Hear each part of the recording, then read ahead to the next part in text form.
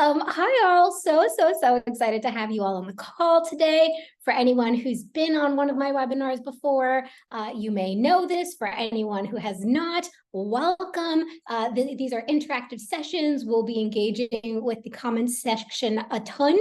So if you could, make sure you've got that open and you're participating. I will call on people. If you don't want to be called on, put a little asterisk next to your response, and that will be my note to not call on you, because I don't want the fear of being called on to bar you from participation.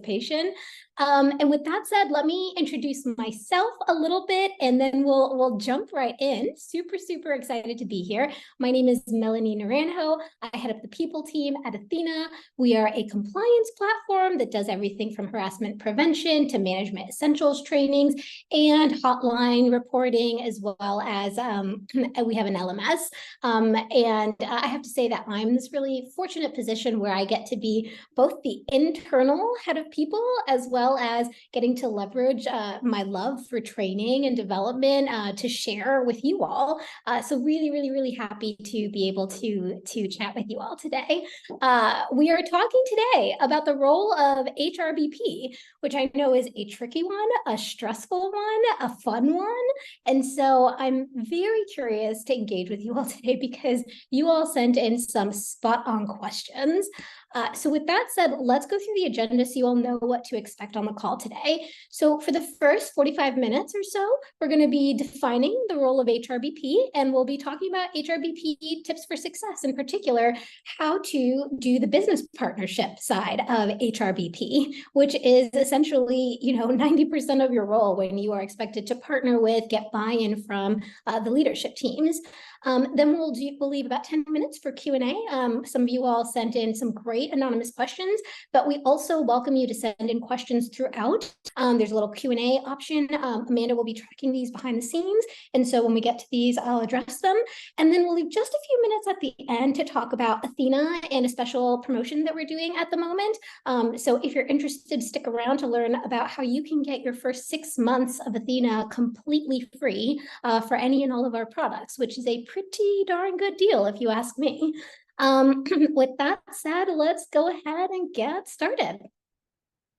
All right, so we're going to be using the comment section for the first time now. Yes or no is one of my famous pulse questions.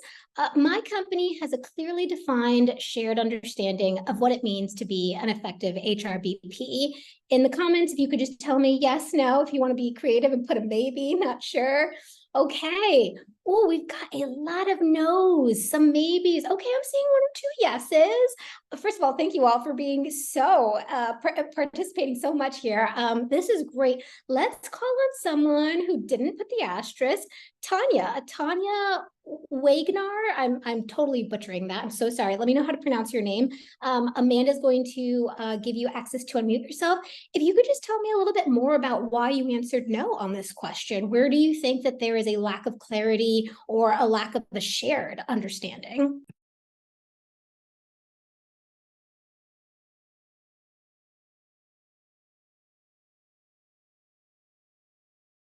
Okay, I'll give it just another second, and if not, I'll call on someone else in case the mic's not working. Let's do Jennifer Shore. Jennifer Shore, if you could unmute yourself and tell me a little bit more about why you said no to this question. I'm a people team of one. And so I think that it's difficult to be an effective human resource business partner when the breadth of what you are responsible for is so vast. And so I think that it makes it so there's not a clear understanding of exactly what I'm responsible for as a true business partner, because there's just such breadth. Oh, that's a great point, right? And you're getting a lot of, actually, let me just put the word out. Anyone in the chat, if you are also a team of one, if you could just give a +1 or say me too, so that Jennifer can get some reassurance. Yeah, see, Jennifer, you are not alone. Look at these +1s, which for the record, I think all of you feel free to connect with each other after this. Keep in touch. I think it's always helpful to make people connections on these calls. Yeah, you make a really great point, which is sometimes you don't even have time to be a dedicated HRBP. Your HRBP, your people ops, your people experience, you're also doing the strategic, you're doing the tactical, maybe you're even running payroll. And so it can be really hard to carve out time for the HRBP side of things, but also to measure, right? How then am I measuring success if I'm being pulled in all these different directions? Thank you, Jennifer, for sharing. Let's call on one more person, because I always like to get a diversity of perspective on these. Let's do Dante Booker. Dante Booker, if you could unmute yourself and tell us a little bit about why you said no on this question. Sure. So I think from my perspective, the HRBP function is super new. So I was number 2 in the function, and we actually just recently grew to like 5. So it's like kind of exploded over a short amount of time. So I think that, one, just internally, us all trying to get alignment of what our function owns. We did grow from it just being like a VP of people ops and a director. So like them kind of offloading some of the things that they do and understanding how to integrate into our roles now, and us just getting alignment in our own function, and kind of going through our like norming, forming, the whole phase of just coming together as a team. And part of the reason that I have like a 600 person org, so they're kind of in that scaling phase where they realize they needed this function. So getting out of that startup phase means that they're just kind of learning what this function has to offer them as well. But I think we're in a good space of getting there. Oh, I love that. And scaling is such an added dimension of complexity, because you're also like, it's literally like you're going through puberty. You are becoming the new company, the next phase of your company that you're going to be, with new expectations. Perhaps the people that joined the company when you were smaller are not going to be the same people who want to be at the company when you are larger. So I think there's some interesting nuance there. Let me ask a quick follow-up question, Dante. When you think about some of the complexity that comes with it, what are some of the feelings that come with that? Is there anxiety, stress, excitement about the unknown? What are some things that you have to cope with on a day-to-day basis? Oh, you guys still here? Okay, cool. So I would say in the beginning there was a bit of anxiety, just because you're kind of in a space where you have to prove that your role deserves to be here, and you also have to like fight your way into some conversations. And it might not even be that they don't want you there; it's just that they don't understand what value you have yet. And especially when you're new, it's like, okay, I don't know everything yet, so I can't give you that value immediately. So that kind of gave me a little anxious vibe there. But now that I've been enrolled for about 6 months, and I've learned the business enough to like been able to prove that value now I'm really excited, because I think a lot of my conversations have kind of turned to the angle of my business leaders telling me that they've been wanting to do these things that I'm able to offer for a while, and they just didn't know how to approach it or didn't have the bandwidth. So I think we're getting to a space where we're going to be able to grow now that I've built that trust. So now I'm kind of like in a more excited framing now. Nice. I love that. Thank you so much for sharing. And I think, there's something interesting about what both you and Jennifer shared, which is, in both of what you discussed, other people are involved, right? You mentioned, Dante, having to like fight your way into conversations sometimes. And Jennifer, you talked about being pulled in many different directions, right? It's fascinating because when you think about what it means to be an HRBP, I propose, my favorite definition is really HRBPs are responsible for helping ensure that the company's people strategies are aligned with its business goals, right? Like, how am I making sure that we are all achieving success for the company through our approach to people strategies? And the complicated part is we don't just own people, right? We can't just say, oh, what we need is management training. There we go. Now it's going to happen. You need buy-in, you need alignment, you need commitment from other leaders who are pushing their managers to attend the training, who agree that this is an effective use of time, who are willing to attend themselves, right? And so it's when you really, really think about it, the most complicated part of all is that partnership piece, the partnership of being a business partner. And so today, we're going to share 4 top tips to help you either make sure that you are doing maintenance checks and keeping it steady along the way, or if you are running into issues currently, how you can course correct and start to become the HRBP that you want to be and be seen and valued as the HRBP that you want to be. And so with that said, we're going to go ahead and kick it off to the next slide. And I just want to make a quick comment. I love that all of you are sharing all of this, all of your contact information here. It's such a great part of these webinars. People get to connect with each other. I'm really excited about it. And we might start like a spreadsheet later for anyone who wants to share their contact information with each other in case that makes it easier. All right. So with that said, let's talk about conflict, which is one of the biggest, scariest things when it comes to being an HRBP. There's just constant conflict everywhere you turn. Let's kick it off with a pulse check question, which is on a scale of 1 to 5, 5 being I very much agree with this statement, 1 being I don't agree at all. Being an HRBP is super low stress. It's an easy job. Being an HRBP, stress-free. 5, I really agree. 1, not at all. Oh, we got a negative 1,000. Okay, this is hilarious. You all are so funny.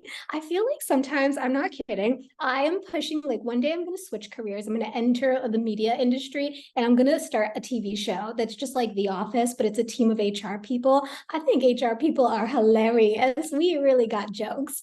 All right, so let's call on someone who's open to chatting. Let's do Suzanne Allroots, and I'm so sorry if I'm pronouncing that wrong. Please correct me. Suzanne, you gave a negative 100. Tell me more. Why is the role of HRBP so stressful?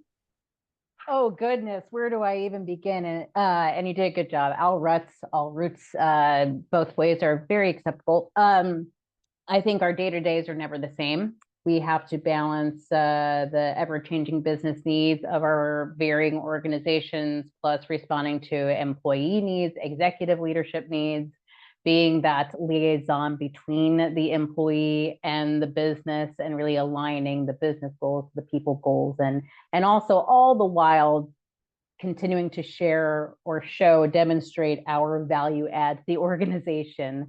Even though we have come a long way in the years that we've been around, we still have a long way to go, I think.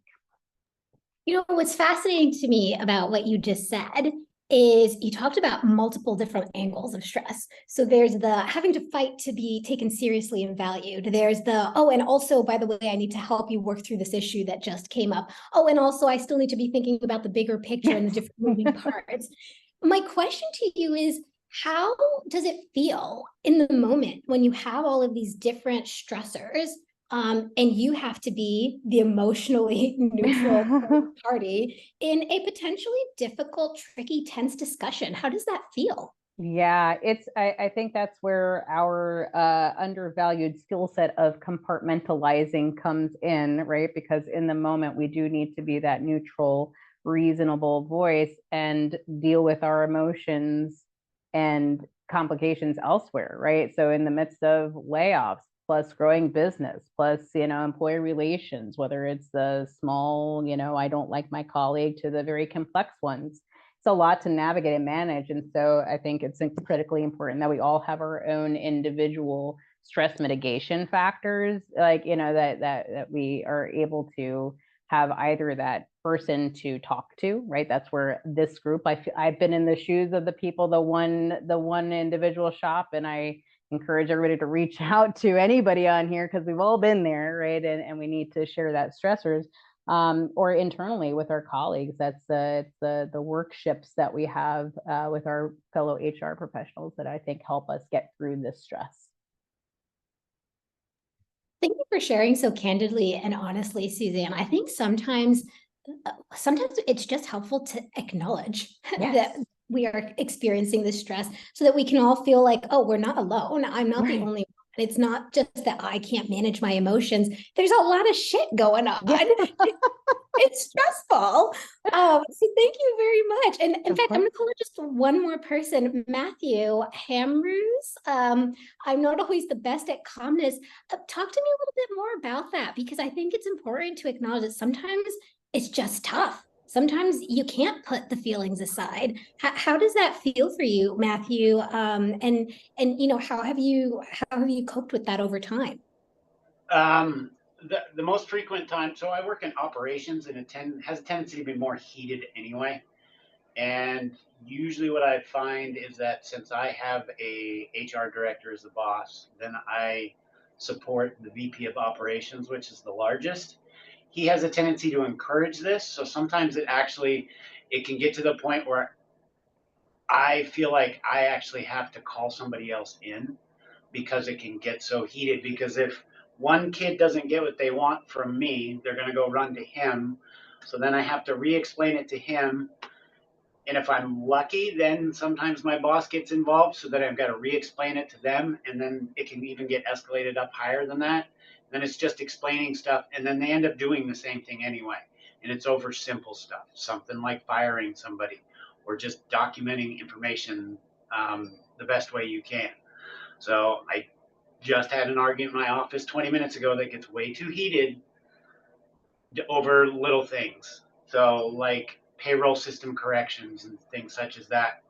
And then basically what it is sometimes you just have had enough and you're like, I'm done having these arguments. You guys can do what you want. I'm only here to advise and then let you take it from there. And a lot of times it's me just literally having to walk out of the office. So saying I think I told the VP once, if he wants to fire me, call my boss and I'll clean up my office. Matthew, let me tell you in the comments, I don't know if you're noticing, but there's definitely some sympathy, some empathy. People they know it, it's relatable. We just got one comment. Thank you for sharing. And I just want to acknowledge again, yeah, it's stressful. And I'm going to share some tips. And that doesn't mean that the stress is going to go away necessarily, but hopefully these tips can help give you a degree of separation for your own sanity and help ease that tension that can come with conflict. So thank you all again for sharing. Let's go into first tips for reframing and thinking about conflict, which again can be quite emotionally stressful and tense. So the thing I want to throw out there, and I know easier said than done, but is to reframe conflict as healthy. It's really important that we start to embrace it. Again, I understand it can get heated. It's easier said than done. But really, if we think about it, if we go back to the fundamentals, if we even think about DEI, for example, right? The entire argument and premise is that diversity of thought, of experience, of perspective leads to more innovation, leads to more successful companies. And so it's really important that we start to reframe our minds around conflict as these bad, tense, scary things, and more as these neutral observations, these opportunities for growth, these opportunities to explore opportunities to explore more well-rounded thinking, more innovation and creativity, pushing each other to be better rather than just fighting each other for no reason. And so when I think about what it means to really navigate conflict effectively as an HRBP, it means not necessarily avoiding conflict, but really embracing it with the right tools, the right skill sets, with the right language to help us take it from a place of tension and genuine unhealthy conflict to healthy conflict and collaboration. Maureen, great question. We will be sharing a recording afterwards. I can't promise on the actual slide itself, but you'll be able to have all the content. With that said, let's put this into practice. Let's talk some specifics, because again, it's easy to say, oh, embrace it. It's harder to actually do it. So let's talk about specific language that can help you in the moment when you are having those tense discussions and even feelings that are coming up. You want to build a persuasive argument, but the best way to do that is to ask more questions rather than to continue to argue or force your opinion. Because again, we're thinking about tension, we're thinking about conflict, we're thinking about high emotions. No one's listening to each other. No one's listening. And so it's your job in this moment to say, you know what? I'm going to break the cycle. I'm going to listen. I'm going to ask some questions. And your questions are not only going to show that you're open, you're curious, you yourself can control and regulate the tenor of the discussion, but also it's going to help that person drop their barriers. It's going to help them be less defensive, because now you're saying, okay, I'm not going to fight for the spotlight. Mic is yours. Talk to me. What are your thoughts? And this will immediately, you'll see it in that person's expression. It will change their posture. So a couple of questions and categories to approach through which to approach this. Proactively seek out the conflict. It's actually going to be so much easier if you invite and welcome the conflict rather than waiting for it to happen. Then they're tense because, oh gosh, they didn't solicit my feedback. Now I'm the difficult one. You might then be on the defensive because you weren't emotionally prepared for them to jump in with pushback. It makes it easier if you just begin the discussion with, hey, here's my idea. What am I not considering? What context am I missing? Hey, I need you to do me a favor, poke holes in this. Where could this go wrong? I'm really curious to get your thoughts on this. Immediately, it's now a partnership. It's a collaboration versus conflict, right? Next, you want to think about how you navigate that pushback, because they are probably going to have pushback, and you need to be able to respond in a way that doesn't keep things super tense. So things that you can ask are, okay, well, how would you approach this differently? Because sometimes, unfortunately, people fall into hole poking mode. So they find all the problems, but they don't have the solutions.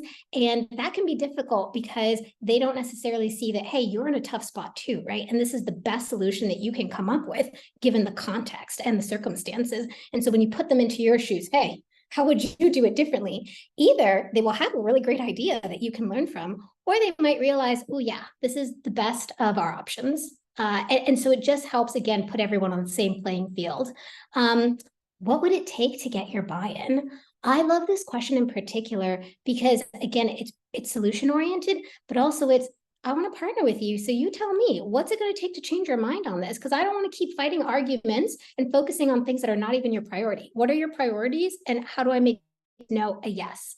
And the important thing to think about here is they've got to give you something, right? Because if they don't, then they're clearly not willing to partner with you. Most times they will want to give you something. Oh, okay, you're asking me.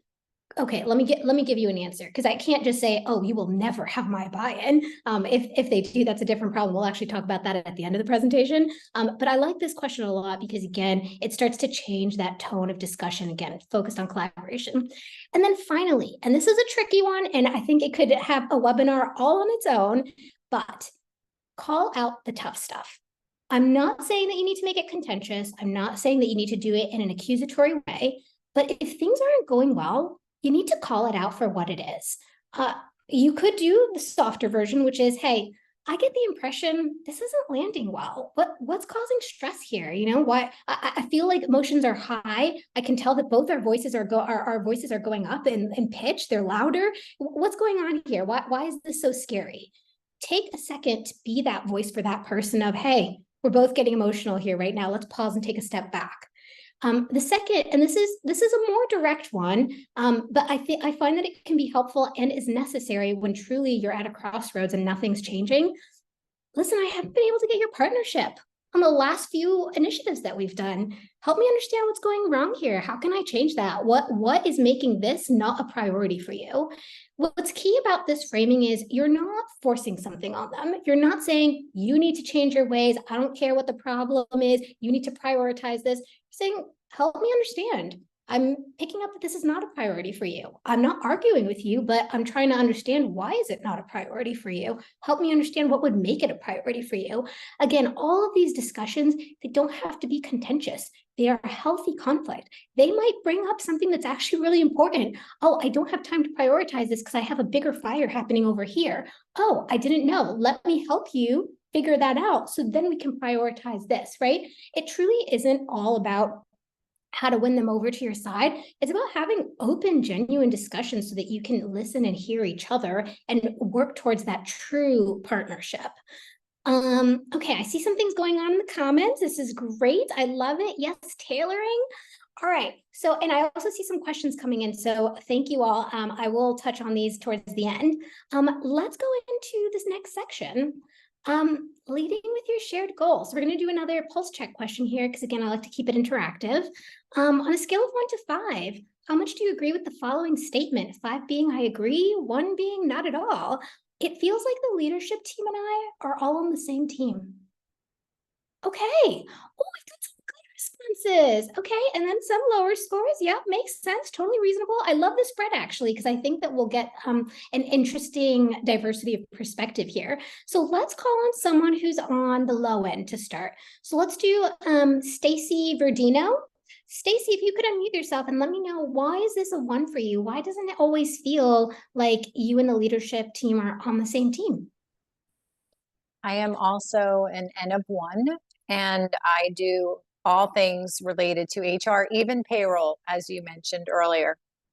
I don't think they really understand the breadth of the responsibilities from doing payroll to business partnering to coming up with a strategy and keeping everybody engaged. The other part that I struggle with is I don't sit on the leadership team, so I don't have that proverbial seat at the table.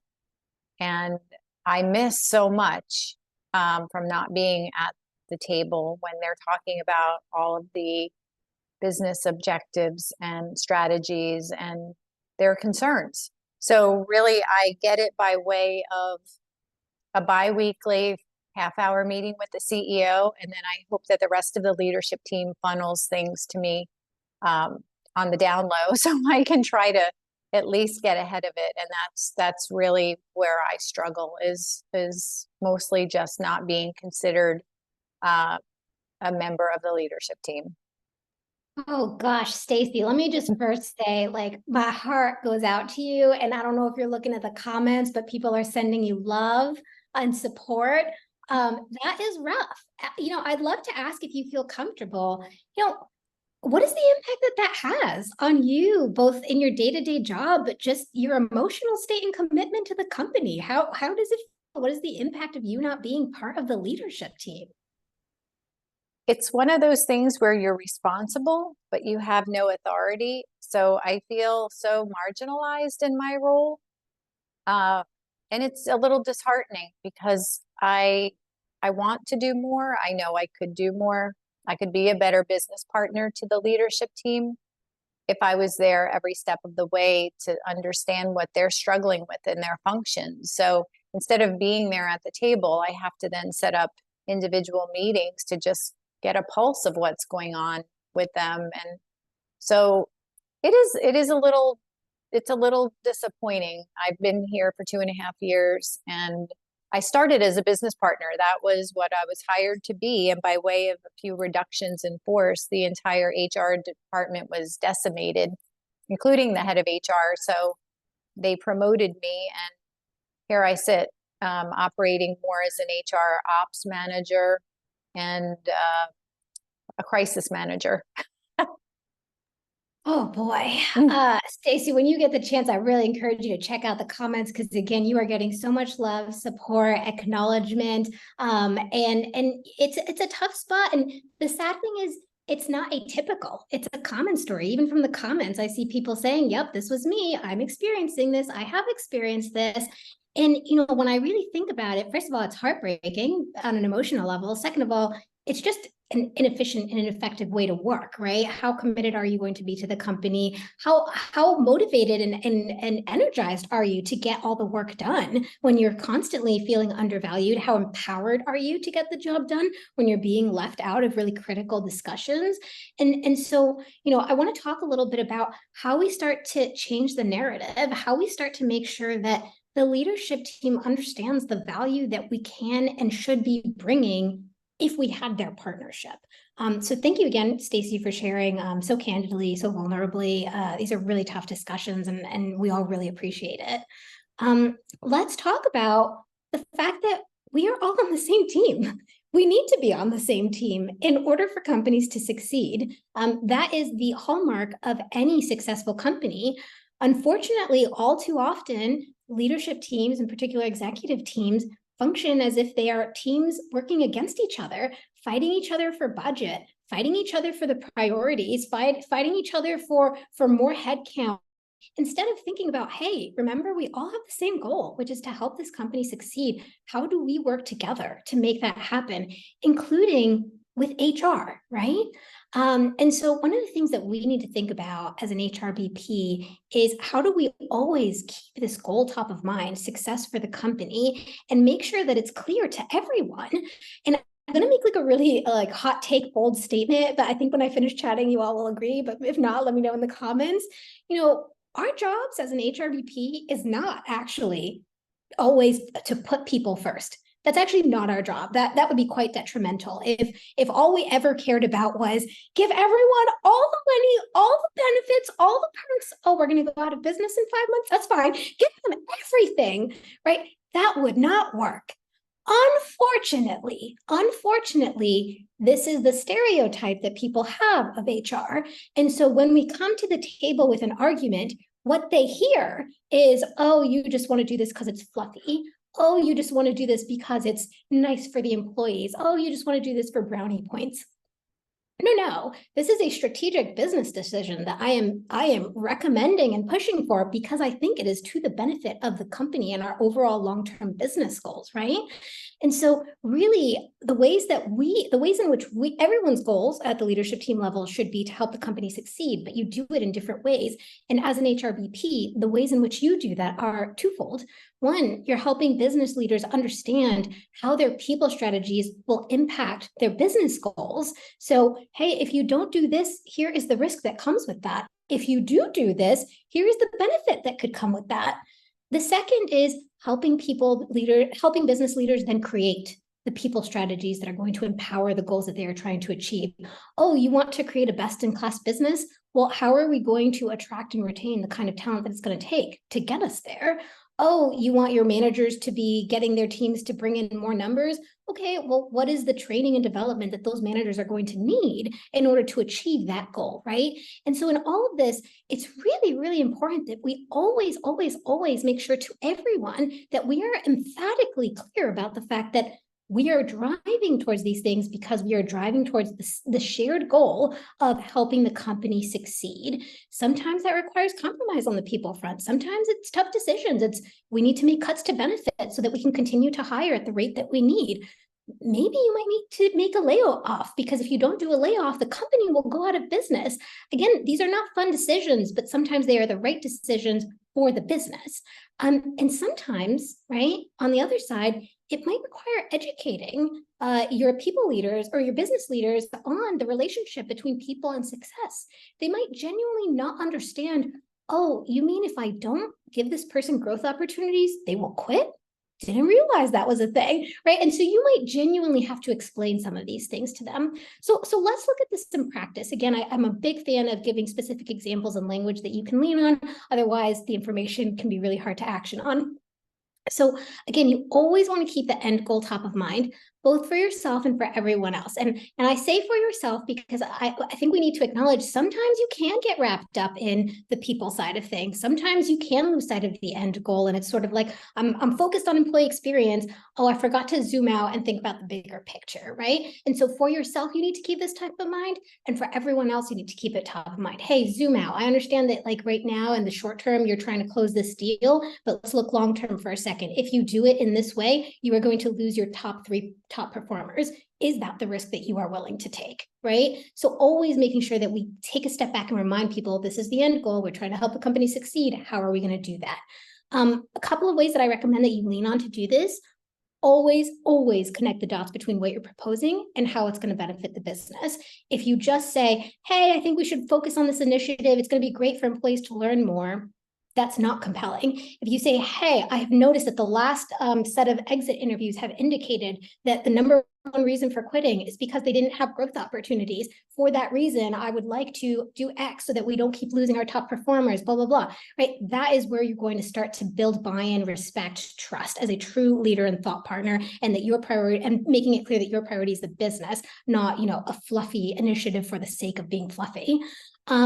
The second part is making sure that you're soliciting clarity from the other person as well on how they believe that the ways in which they're doing things is actually helping the company succeed. It could be that they give you information that you weren't aware of and you're sort of like, oh, that's actually really smart. Okay, let's do that instead. Or you could find that that person actually wasn't being very intentional. They were on autopilot. And so you can help them start to become more intentional and self-aware. And then finally, I think this is the most critical one of all of these. you need to remember always, I highly recommend that you remember there are different ways to achieve the same goal. And so I think about this in particular, one of my favorite ways that this happened at Athena, actually, and it turned out really great, both for us as a company, but also for our business product. We rolled out a management training series. And when I first wanted to do it, I was like, oh, it's going to be, you know, this really intensive, rigorous, like 2 hours per training, and we're going to cover X, Y, and Z. And my manager was like, I hear you, but also we don't have that much time to take away from the day to day. And I could have said, oh my gosh, you're not prioritizing HR. Clearly this is not important to you. That's not what she was saying. What she was saying was, I want to do this, but can we do it with less time? Like, what is the least amount of time possible to do it? And we compromised and we did 1 hour trainings. We did 4 of them. We spread them out across 2 months, and it was a monumental success. In fact, I learned how to become more efficient with that process. I learned how to pack more of a punch in just 1 hour. It was amazing. We both learned and grew from that opportunity. And so did my original proposal get pushed through in the way that I pushed it through? No. But we came to an agreement that achieved that same goal in a different way. And so I really, really encourage you always, when you're putting something forward, if you hear no, don't just think, oh, no, period, now we're fighting. Okay, no, but what would turn this no into a yes? And so some language that you may want to lean on when you're having discussions and trying to remind everyone of the end goal is, the reason I'm pushing for this is because I think it will help the company in X way. What business challenge are you trying to solve with your current approach? You know, you might find that, oh, okay, again, there's this underlying issue that you were not aware of. Finally, remind them, hey, we're all working towards the same goal here, right? We want to help the company succeed. I understand that this isn't high priority for you right now. Help me understand why isn't it a high priority for you, and what do you think are the greatest risks? Maybe I'm focusing on the wrong things. Maybe I'm not, but let's have that discussion to find out. All right. Okay, I'm going to try and move a little bit more quickly because we're short on time. Don't get typecast. So last pulse check question, I think, 1 to 5, I feel highly valued by my leadership team. If you all could put your answers in the question, 5 being I super agree, 1 being not at all. Oh my gosh, this is amazing. Oh, we're getting some like really high scores on this one. It makes me so, so happy. Let's switch it up. Let's call on someone who's given a really high score. Katia Oliveira, you gave a 5. Talk to me about feeling valued by your leadership team, and what are the things that they do that help you feel so valued? Okay. Yeah, so I do think that my team, so it is a small team. So it's myself, and then I have a people coordinator, and then we have a contract recruiter. One of the great things about our leadership team is that they're really collaborative, and they're always willing to listen to HR's ideas and take into consideration our feedback. Similar to the example that you gave, Melanie, like, while they say, hey, definitely want to do this manager training, may not be able to take 2 to 5 hours a week. Like, how can we get this done, right? And so then there's a lot of collaboration between us in order to be able to make sure that we're doing what's best for the overall team. And I think they're really great about, sometimes if I really want to push something forward, they're really great about trying to understand, why am I wanting to do this? Why would this benefit the rest of the organization? How can we accomplish something together, right? And so just that makes me feel really great. And I think there's a lot of appreciation that they also show, not just from the leadership team, but the overall team, like how happy they are with things that we put together, or just the thank yous that we get in recognition that way also makes us feel valued. I love that so much. Thank you so much for sharing. You know, Katia, what's interesting to me about what you've shared is, you know, I heard a lot of healthy conflict. It was conflict that was turned into collaboration. It was also collaboration that was founded in trust and respect, right? This trust that, okay, it sounds, I believe that you are proposing something that is worthwhile. I want to work with you on this. Let's figure out a way to make it work. And the reason that that's so important, thank you again for sharing. The reason that that is so important is because oftentimes that trust isn't already there from the start. There can be what I call the Toby effect. I would like to TM trademark this. This is my personal, I guess, phrase now.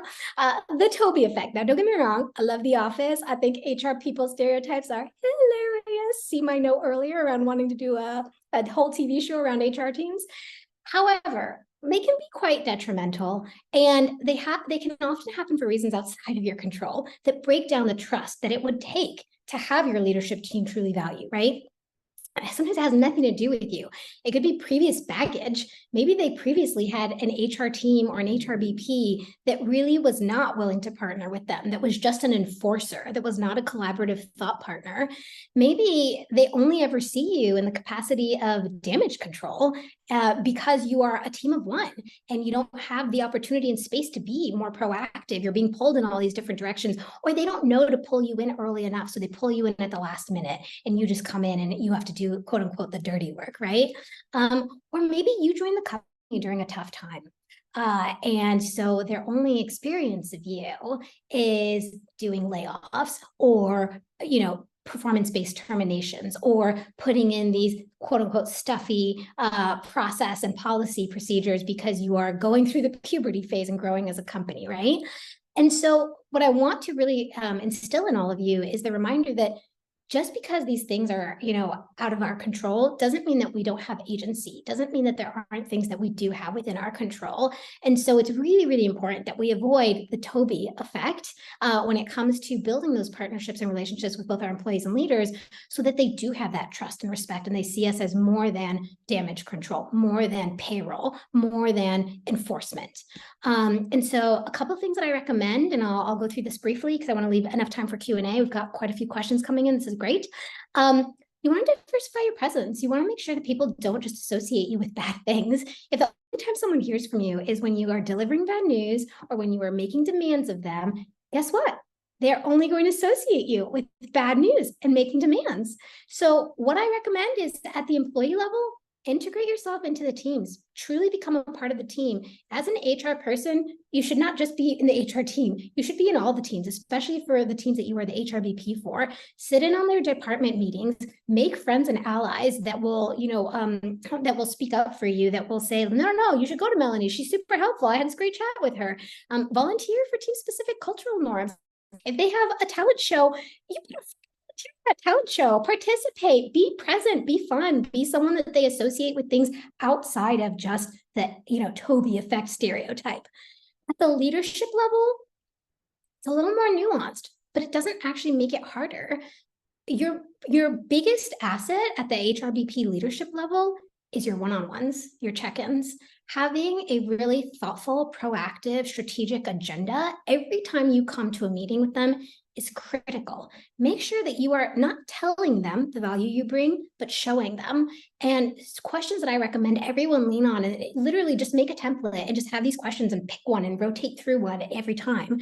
On a scale of 1 to 5, what are your stress levels this quarter? Show them that you care about them, that you can be an executive coach to them, that you're not just here to enforce things, you want to help them. What career growth things are you looking towards? What managing up challenges are you running into? What's hard for you? Are you burnt out? What motivates you every day? What are your biggest time sucks? Help them, show them, I want to help you. I can help you with time management. Maybe I can help take a load off your plate. Maybe there's something that I can do. And by the way, at the same time, then you're further ingratiating yourself with the team. What are the greatest risks to your team right now? Help them take a step back and do that strategic thinking, guide them almost the way that a people manager, that a manager would. Who are your strongest players and what are you doing to retain them? Show them that you care about them and their team, not just getting my HR agenda across the finish line or like whatever, is being told to me from, C-suite down. Make sure that you are actually being an asset to them. We're going to quickly skim through this last slide, which is just a bonus round. Okay. I don't know that it applies to everyone. And then we'll do Q&A. For anyone who has more fundamental issues, if you're listening in on this call and you think, okay, this all sounds great, I'm gonna start doing it. But also at the end of the day, I think our issues are more fundamental. I think that there's just a lack of alignment on what my job is and how people will or won't partner with me. I would highly recommend that you consider running a calibration. And this doesn't have to be overly complex.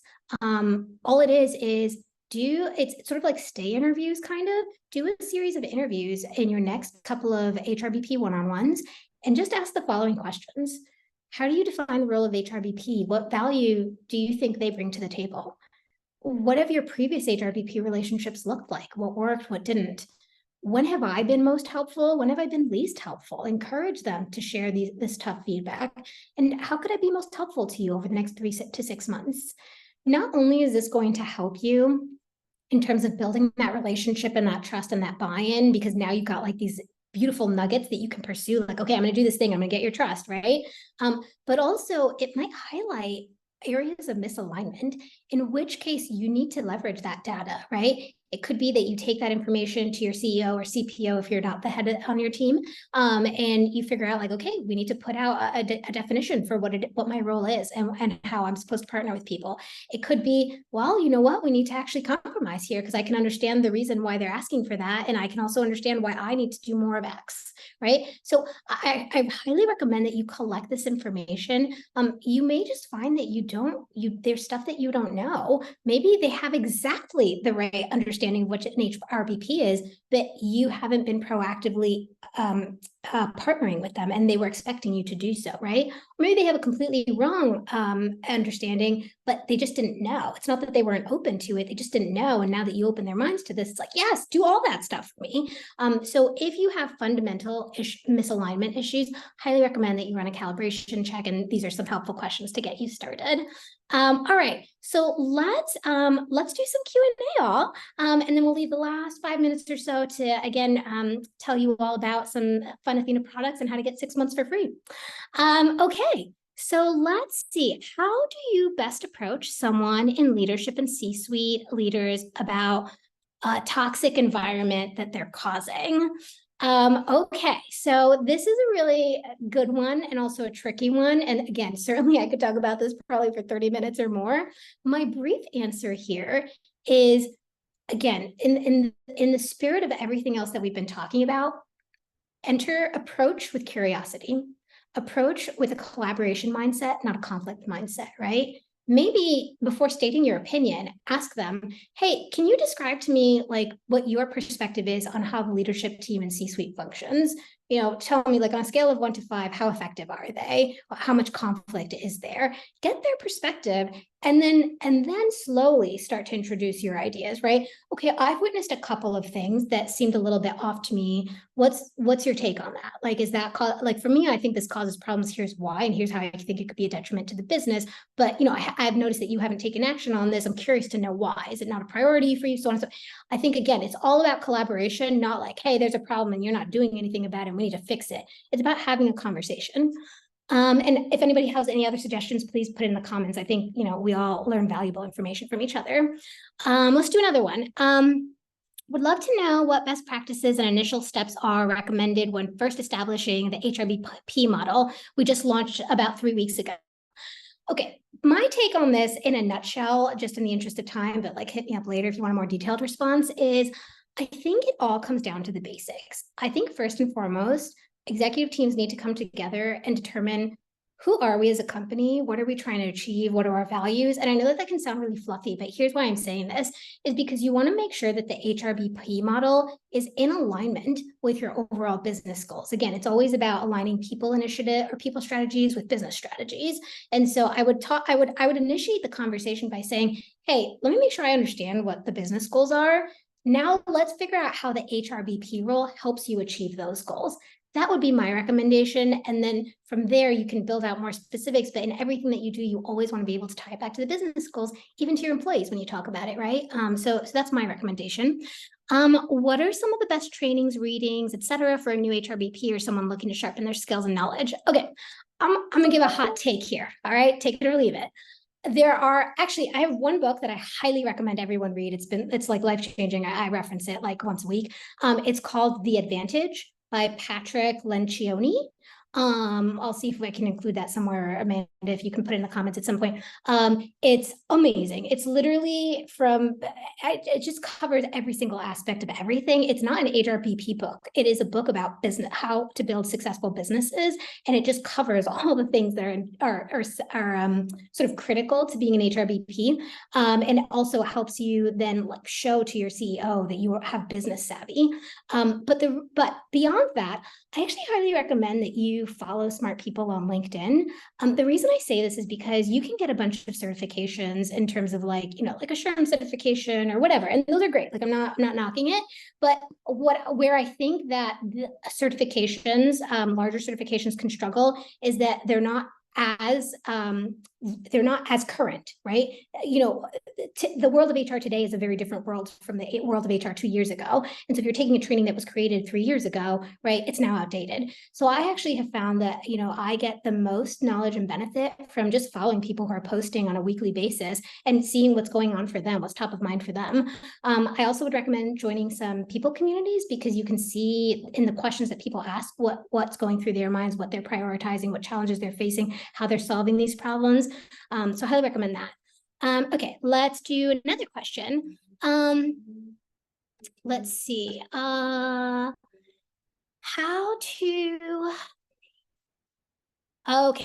to make sure that the leadership team fully aligns with the HR messaging, even though this means delivering tough news. Okay, it's a tough one and it's a common one, right? Nobody wants to be, quote unquote, the bad person. Here's the thing that I think is really critical anytime that there's bad news to be delivered. You have to make sure that everyone is bought into the decision of this being the right decision. If people are not aligned, then of course they're not going to want to stand by this. They're not going to want to say something that they think is wrong or is not the right approach. And so I think that it's really, really important that you take a step back and remind people, why are we doing this? Does anyone disagree? Does anyone think that this actually could be the wrong move?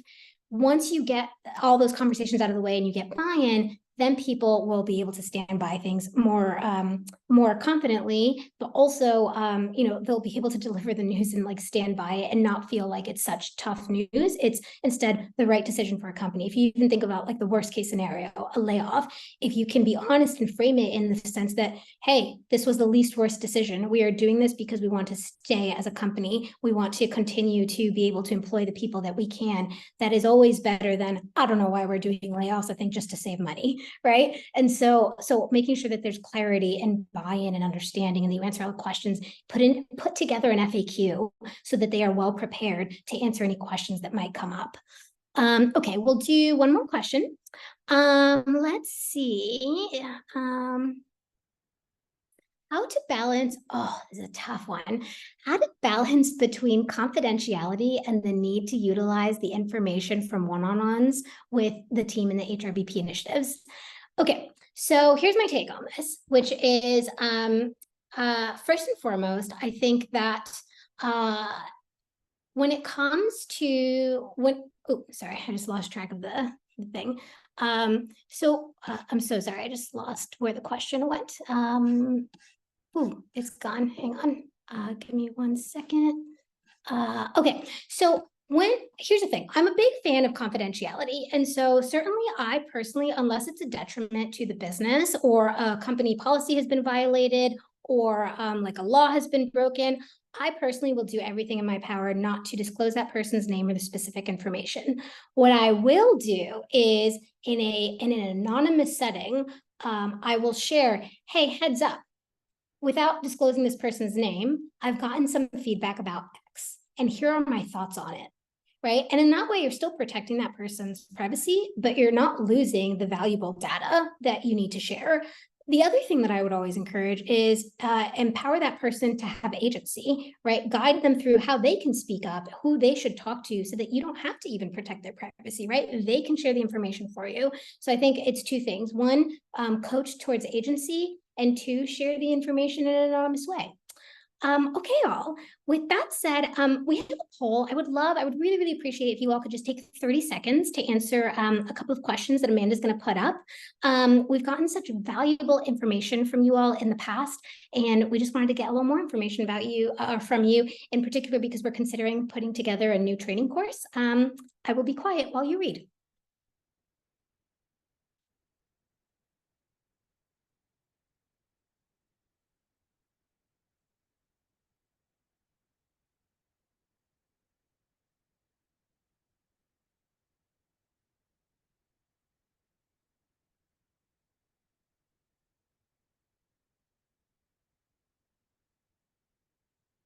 Okay, Amanda, I guess that's probably good.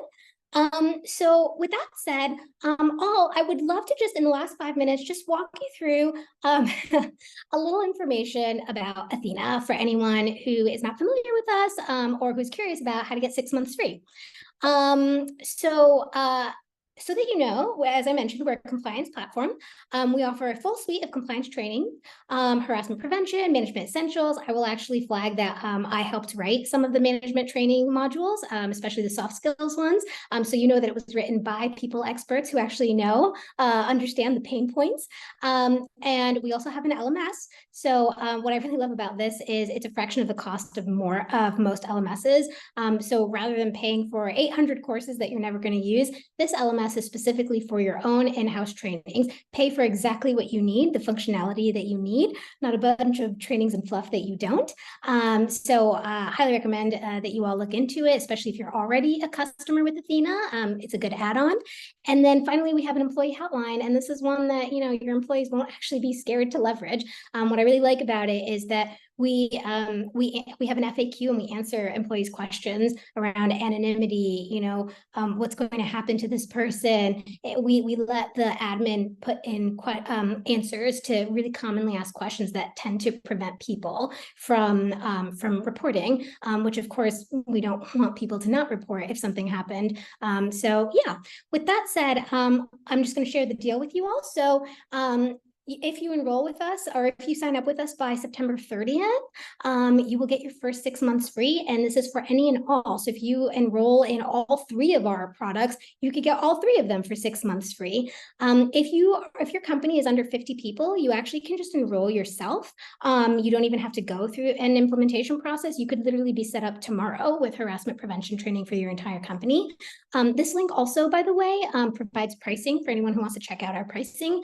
If you'd like to request demo, you can do so up here. If you are interested, but you're nervous about making the switch, switching to a new vendor seems scary. I don't know, like all the questions that I'm supposed to ask. How do I get buy-in from finance? I would recommend that you check out this link here. This is our vendor switch guide. And this basically gives you a checklist of all the questions that you should be asking vendors before making a decision. That way you can feel comfortable and confident that you asked all the right questions before making a decision. Finally, if you want this, and I know Amanda's dropping in all the links as well, but this QR code gives you a link to the 6-month deal if you're specifically interested in that. And the really cool thing about it is if you're locked into a contract, this gives you 6 months of wiggle room, right? So that you're not paying twice to get out of your contract and sign on with a new provider. And I'm sure your finance team would be very happy about that. So anywho, with all that said, thank you all. This was such a lovely and interactive discussion. I'm actually going to have Amanda send me the transcript afterwards because I'm really curious to see all the conversations and the valuable insight and tips that you all gave. I love again that you all are connecting with each other. It's amazing. And thank you again. We will see you at the next webinar. Bye, everyone.